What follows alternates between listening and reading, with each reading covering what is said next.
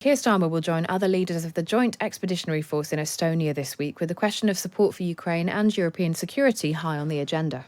The force acts separately to NATO and comprises 10 nations, there for rapid response when needed. One of the signatories is Estonia, and its Defence Minister Hanno Pevkur joins us now. Welcome to you.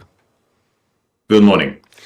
Just tell us a little bit more about the Joint Expeditionary Force.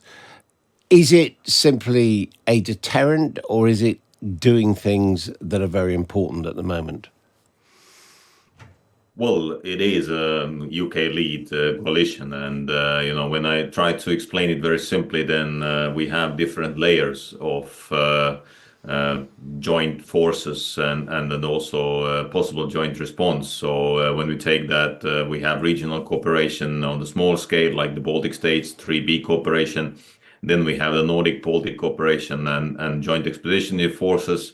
Was established actually exactly for the joint or the quick response if necessary. So it's not only deterrence, but it's also response. When we saw the destruction of the cables under the Finnish Gulf and also some data connections, then Brits were the ones who sent very rapidly to Baltic Sea their vessels. And this is exactly what we need to have. So basically, I would say that it's one extra layer of security if there is a need for that, and if there is a delay also in the NATO decision-making process. So basically, we have decided and we have agreed that when there is a need to respond to each other's security or guaranteeing the security, then Jeff is just one phone call away from this. We're talking about Russia as the potential aggressor. I mean, from your perspective in Estonia, what is the level of threat which you feel currently? Well, the level of threat has always been quite high, understanding that we are living next to Russia, and unfortunately we cannot change the geography.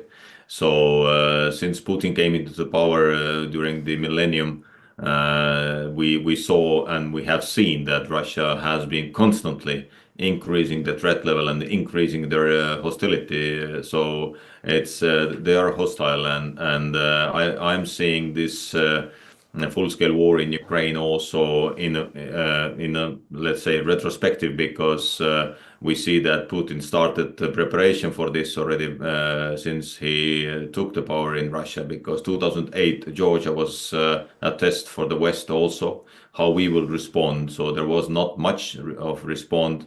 Then 2014 Crimea, the same. Again, there was a Wales summit where all the allies agreed that we will go up to 2% of defense spendings. But again, it was not enough to deter Russia and to send a very clear message that stop. So, and obviously then this all led us to the 24th of February 22, when Putin started the full-scale war of aggression against Ukraine. So this is why I believe that we have been very, very pragmatic. We've been telling to the West and our allies all the time that we have to deter Russia. We have to show the strength and unity. And we've seen through the last or throughout the last 3 years where the allies have said that yes, we should listen Estonia, but I hope that at least now there is a clear understanding that we need to do more, and we are seeing and then listening or hearing also the same message from President-elect Donald Trump. What's your analysis of where you think the Ukrainian conflict is heading, as you say, with the arrival of Donald Trump? Well, we all hear about the rumors, about the possible discussions that will this end be ending next year, or will there be a chance for negotiations, or will there be negotiations? So it seems that yes, we are heading towards the negotiations, but again, we've always said that first, no peace without Ukraine, or no peace negotiations without Ukraine. Secondly, we always said that we will never respect or accept the Russian occupation in some territories of Ukraine, that the Ukrainian territorial integrity has to be remained. And this is definitely we will never accept. And thirdly, we always say that if Ukrainians are ready to negotiate, then they need to be on the position of strength, and they need to have from this process the fair deal or fair peace, because and that means that Russia has to take the responsibility of restoration. They have to also be accounted for all these crimes what they have committed in Ukraine, and of course there will be probably some kind of security guarantee package for Ukraine. So, but nevertheless, let's do not rush into the thing into these negotiations before Ukraine is not ready for that. So long we have to give Ukraine whatever they need to fight for their freedom and to fight for their territories.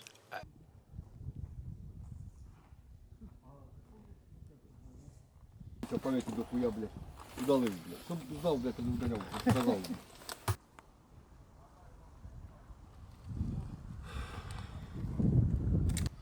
Так, хлопцы, сейчас что-то придумаем. По 2 рожка, да, как я понимаю? Да. Положим, кстати, сброю, як заряженная, на людей не направляем.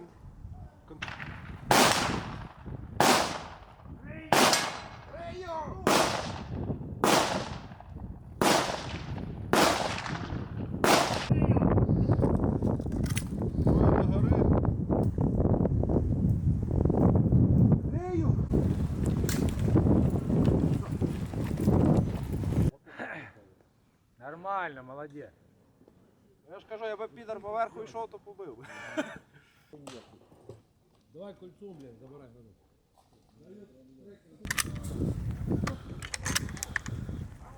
Там тільки прилітають.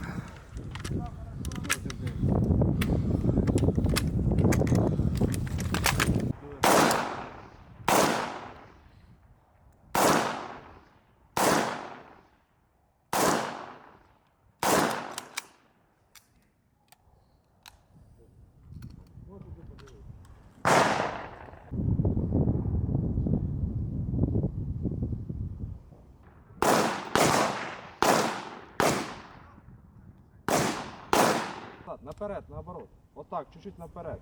І боком чуть-чуть постарайся бок виворачувати, не той. Тому що одірветься кузов у нього нахуй. А Там вже до рамена. Китайський пікап, це він, блядь, там як холодець. Та ми знаємо це. І ще й лента висить, виходить, така от. Сагаді видають браунів, тільки якщо ви йдете на школу.